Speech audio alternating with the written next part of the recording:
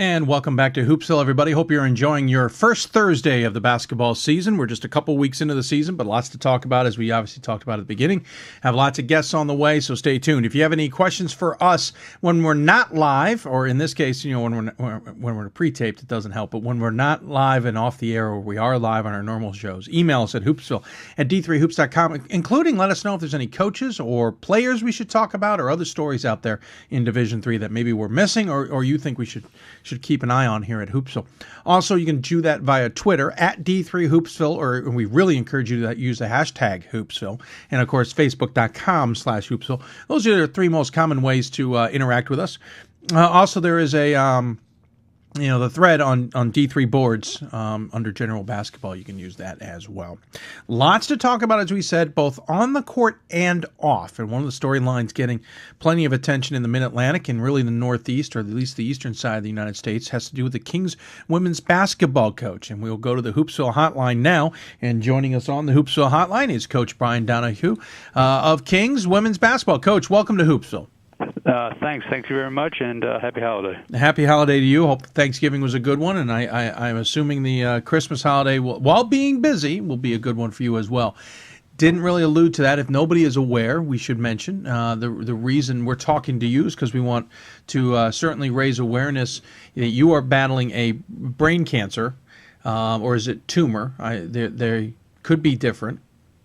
They are different, but they go hand in hand in a lot of ways. Yeah.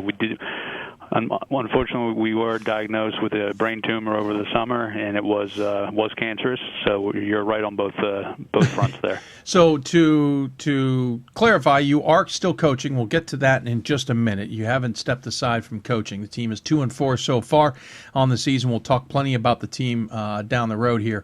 But let's go back. You said over the summer, if anybody has not read the stories, and I certainly don't want you to dive deep into this too much, but give us everybody a sense of what happened and how this diagnosis came to be. It was an amazing summer for our family. First day of July, which is right in the start of our wheelhouse for all the coaches' big recruiting week. Yep. That's Monday, the first day of July. Had a seizure at home and was rushed to the hospital because of the seizure. And while we were doing testing there is when they found the brain tumor. So certainly a great way to start the new budgetary season. And, of course, obviously you went right into treatment, right into taking care of things. You mentioned also broke your left shoulder due to the seizure, which is that's just doubling down on not fair. And so at what point, obviously you tell the family, but at what point does this start swirling around and others start to find out? We obviously in the digital age that we all live in now, the information can go anywhere pretty quickly. And especially being the first week of recruiting in the summertime, that's when all the coaches are going to be together. Yeah. And we spend basically the next 2 or 3 weeks, coaches at Division I, II, and Division III, up and down the whole entire East Coast and the country. We all are out recruiting at the same places, for the month of July. So, word travels fast in good ways. So whether it's internally with our own program or if it's within the coaching community, we were fortunate where we're able to get the information to the people that we wanted to let them know that we were okay. And my wife and my assistant coach are very good friends, and they were able to start that process locally with the players and the alumni. And then we went out to the coaching circles after that as the next couple of weeks went on. Yeah, because I was going to say at some point in time the cat's out of the bag, whether you want it to be out of the bag or not. And as you said, it was right there in the middle of recruiting wars. And from what I've heard, some of the coaches started going, wait a minute, Brian's usually here. Yeah. So what's going on? So, obviously the coaching community, it's tight-knit. What's been the reaction in that community early on and now into to this day? That we've just been fortunate in every facet of it. I mean, we've been doing this now for close to 20 years, so I'd say 99% of my friends are people in basketball and in women's basketball. This is who we spend time with a lot of hours throughout the calendar year, and sitting in gymnasiums or coaching against them or whatever it may be. So we've been very lucky, and it's helped a lot in just how we've been supported with phone calls, just people checking in or stopping by. There's been some fundraisers that have gone up all over the country And we've just been really lucky. The basketball community, like you said, is small, especially on the women's side, and it's filled with good people. Yes, absolutely. We've been just very lucky, and we've been very fortunate. The last couple of years, we've had some really, really good alumni groups locally here. We've graduated some really close-knit senior classes, so that's been another part which has been real helpful. But the coaching community is probably the most obvious. We'll talk a little bit about that connection in a minute, but it begs the question: when does the team find out? It sounds like the team started to find out early on from your wife and assistant coach. I assume the reaction was somewhat of the same. Yeah, it was, and it was. They were the first group to find out after extended family. It happened at about 6:30 in the morning at home. So my wife was home, and fortunately that's who got the ambulance to the house to get me to the hospital. And then after that, you just start getting the information spread out to who needs to know as quickly as possible, just so there's as much factual information as speculation. But anytime you hear seizure and things like that, hospitalization, there's always everybody's mind will swirl. Oh, absolutely, sure. And ours did too. And of course, for a team who's it's their leader, it draws concern. How's the team rallied since then, despite a record that's irrelevant in this case? Yeah, no, they've done well, but it was interesting because we had just graduated 5 seniors. It was one of the better senior classes in recent memory of the college. Yeah. Yeah, so they had played well, together on the floor. They had accomplished a lot on and off the court, so we were going to be in a bit of a transition with our leadership and new roles and things like that. So our upperclassmen did a real nice job getting the information out, to the new players and just to the younger guys. I say, hey, coach is alive, coach, everything's okay, and we'll figure it out as it goes. And we've committed as a family to be honest and open about the process, just so people have, people that care want to know, and we'll gladly tell you what we know. And we've found that has worked pretty well so far the last couple months. Well, we certainly appreciate you taking time to join us here to talk about it. What's the prognosis, maybe the down and dirty or the simple version, without going into all the crazy details? Sure. It's a unique brain tumors are individualized is a word the doctors always use, so you really can't lump them into a whole lot of typical prognosis type events. You have to really live through each one. Mm-hmm. And so we're working in 3-month windows right now where we'll do our testing and our chemo and some other things, and then every 3 months we'll go back for an updated CAT scan to see how the medication is doing versus 3 months earlier and 3 months before that. So it's a bit of a slow process, and a couple coaches have had some really great comments of, we as coaches are usually results-oriented people. Yes. Yes. So to have to wait with all this, and again, not my line. I'm not smart enough to come up with that one, but that was a local coach came up with that, and she was absolutely correct. You expect 40-minute games. You don't. Yeah. So to be able to want to have results right away and a plan to get better. Yeah. That's probably the frustrating part. That's not typical to a brain tumor situation. You sort of have to wait it out a little bit and just try to continue to do the right things with your treatment and your medication. Yeah, it might be early to say, but I bet it might change your coaching strategy just a little bit. And we should also explain you did have surgery to remove as much as possible. You've had radiation. You're now going through another series of chemotherapy, and that chemotherapy is anything but it's very routine, I should say. Anywhere from 5 to 7 days a week, right? Yes, that's what we have. So the radiation has been done since the early October, but the chemo will continue in smaller segments throughout the next 60 months to a year at least. I was going to say that's part of that 3-month window, seeing how things happen, adjust how your treatment will be taken care of. Exactly. Back to the coaching realms, I found one article rather interesting that pointed out that you and the coach at Scranton, who everyone certainly loves and admires as well, you two had decided that your annual game against each other was going to turn into a fundraiser of some sorts. Mm-hmm. This was before July 1st that you've decided this. The irony and the coincidence, or however you want to describe it, is he made sure that this was about you guys this time. It was. Michael, Coach Strong has been a great friend of ours for a long time, and even before I was at Kings. And we were at the Final Four last year at our national convention, is where it was brought up that if you could personalize any of your fundraising efforts in your communities, that may be something positive. So Mike and I, since they've left to go to the Landmark, we've restarted the series of flying each other in single games. Yeah. And we just figured, you know what, maybe this would be a good opportunity to, run a pink game, for both schools or whatever it may be. And our alumni know each other. We recruit a lot of the same kids. We're 15 miles away from each other. Right. So it's a real, it's a fun single game that we have each year, and we usually put a nice crowd in. But Mike has spearheaded almost everything with our athletic department in terms of how this is sort of blown up nationally with some of the great things that our family has been blessed to be a part of. But yeah, Mike, we ran a gray day, as we called it down here. Gray is the color for brain cancer. Yep. And we had a gray day down at our place.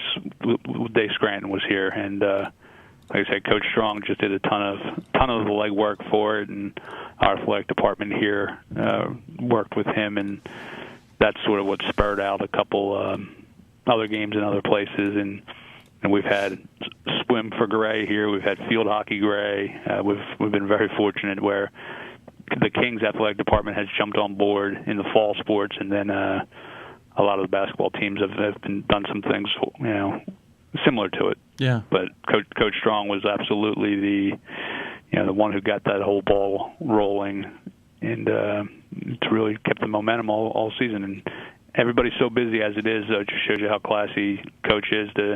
He's got a family, and he's running his team and all the other things too, and he's taking time to get a great day down here for our family. So it was a fun day, except for the scoreboard. I was going to say, I don't think he got the memo. No, we forgot to make shots that day, but it was still. And he forgot to turn it over. Yeah, exactly right. So it was a good day though. We like I said, it was a pretty large crowd for a Saturday afternoon. Yeah. Not non-league game. Yeah. And it was just a good event. So I hope that's something. I know that's something that we'll keep, obviously, when we go up to Michael's place next year. Yeah, well, it's good to have those kinds of events to begin with. Yeah, it's even greater when they can make an adjustment and make sure it's for you. And if I'm not mistaken, the conference has kind of rallied around this a little bit as well. I know you guys are on the MAC Freedom side, but I'm hearing it on the MAC Commonwealth side as well. Your program and yourself are certainly not being forgotten about in the conference. No, we've been really very fortunate with that, and then specifically, a lot of that has come from our commissioner's efforts with our SAC group. Mm-hmm. And I was actually our SAC representative for a couple of years recently. So that's always a very big fundraising and awareness unit at each college every year. Yeah. And so when all this happened and I was no longer at the SAC meetings, there's a lot of basketball coaches at the SAC meetings too. Yep. So I think they shared the story, and then some of the schools picked up on the momentum as well. So no, it's not been just a basketball thing. It's been a school-wide, a conference-wide, like you said, Freedom and Commonwealth. And now that the season has started, we're able to thank people in person as we go to each gymnasium each night. We were at Del Valle last night, and a league game for us. They did something for our family last night as well. And just a lot of people have been very, very generous in their time and their efforts. So we've been very lucky. No, that's very good, to say the least. Let's quickly talk about your team. But I go into that saying, at what point did you decide, listen, I'm not leaving the bench. I'm not going to miss time coaching if I can't help it? Yeah, immediately, just because this is what we do for a living. Yeah, this is what we do for a living, and if we're medically cleared to do it, and the school's okay with us, having to adjust schedules as we feel, which they've been great right away with it. We just sort of decided, hey, this is new for all of us. Yeah, let's dive into it. And our neurosurgeon has never had a college basketball coach as a client, so he wasn't really sure how to handle it. He was in for an eye opener. Right. Our administration hasn't had head coach with brain cancer. Yeah. So let's all sort of dive into it. And we've been real lucky. I'm sitting here with our 2 assistant coaches, and they're just doing even more than they already were doing before. And let our older players. We always say we want our older guys to act like older guys. And we're still working on all of us new roles every day. Well, tell Caitlin and Vince I say hello. I will. Sitting right there. Thank you. Let's talk about this team just a little bit. You mentioned you graduated those 5 seniors, and what a legacy they left behind. 21-6 last year, 22-5 the year before that.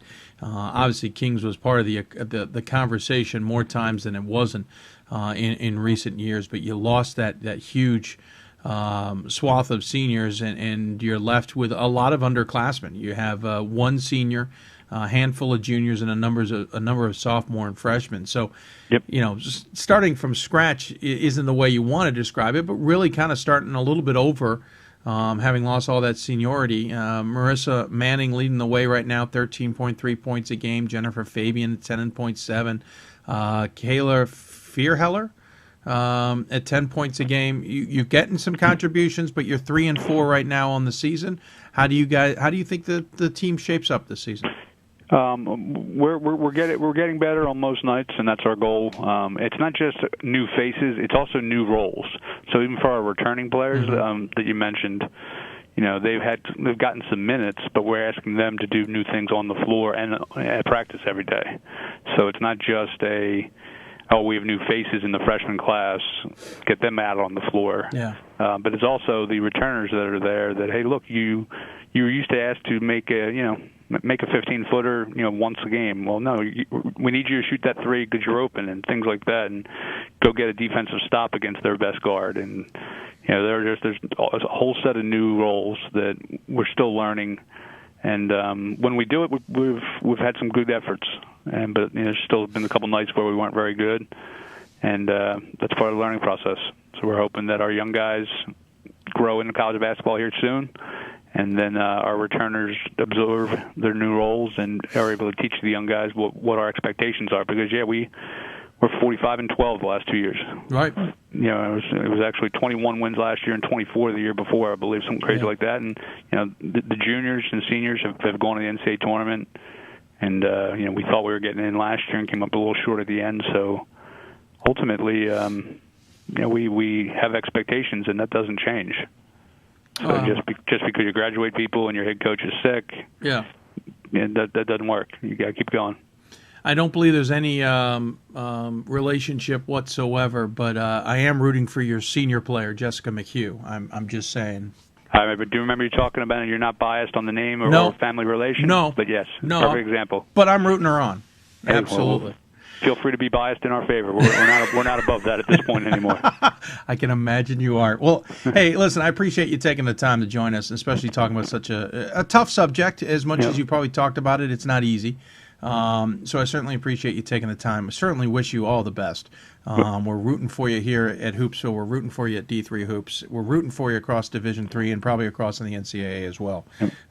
So congratulations on at least, fighting the good fight. And we certainly are expecting you, as a good basketball coach that you are, to find a good X's and O's strategy and beat this and notch that into the win column as well. As always, we give the coach the final word. Any final thoughts you'd like to share with those who are tuning in? First of all, thanks for having us and checking in with us just to see how we were doing. And this is a perfect example of what we were talking about off air, that just, we've had basketball people take care of us for the last 5 months. It's that simple. We're doing as well as we are because there's just a lot of good, generous people who are just taking care of our family. And again, we have 3 young children. So we appreciate everything that's happened. I know a lot of people listen to your show who are the people we're talking about. So just, some of the coaches that we haven't gotten to recently, please know that doesn't mean we're not thinking of you, and you're in our thoughts and prayers as well, because we've just been very blessed the last couple months, and we're just trying to get back to a little bit of normalcy. And basketball season does that come October 15th. So that's a healthy thing. Yeah, that is true. Well, congratulations again on at least the good fight. I know some family members are proud of you, only because I happen to know one of them. But good luck the rest of the way in every facet, including on the basketball court. We're certainly going to enjoy watching the Monarchs play basketball as well. Quickly, is there anywhere people can get more information? I forgot to ask you that earlier. Our website at the college, on the women's basketball page, I think I had a little bit of information about the event that we ran, which had a lot of the basic information. KingsCollegeAthletics.com, and just a good website there. Just go to the women's basketball page, and I believe there's a link from what we did on our great day and just the nice day that we had with Scranton. Perfect. We will direct people as such. Well, thanks again for joining me. I really appreciate it. 3-4 start on the season, but bigger things to battle as well. Have a good holiday, and we'll look forward to updates throughout the season as how you're doing. Sounds great. Again, thanks for thinking of us. Have a nice holiday, and feel free to keep in touch if anything we can do for you up here. Absolutely, we will do so. Thanks, Coach. Take care. All right, take care. Bye. Coach Brian Donoghue joining us here on Hoopsville. We will have plenty more about him all throughout the season. We will keep in touch and find out how he is doing and how others are rallying. Again, Mike Strong and the other coaching fraternity doing a wonderful job for Coach Donoghue and his family. Again, if you have more information, go to their athletics website. You can get a link on d3hoops.com or look it up. It certainly could use the support, as anybody in this situation could as well. We'll keep you updated. We have plenty more Hoopsville ahead. We will switch into some men's basketball here, talk to one of the top teams in the country, along with one team who has a coach who's hit a pretty big milestone. We'll also switch into some women's basketball, talk to one of the top teams there, and a team you've probably never heard of, but they're making waves this week. We'll talk about them all throughout, and plus a Hoopsville rant to wrap it all up on this non-taped version of Hoopsville, but thank you for tuning in nonetheless. We'll be back with more Hoopsville presented by D3Hoops.com and the National Association of Basketball Coaches. We'll be back right after this.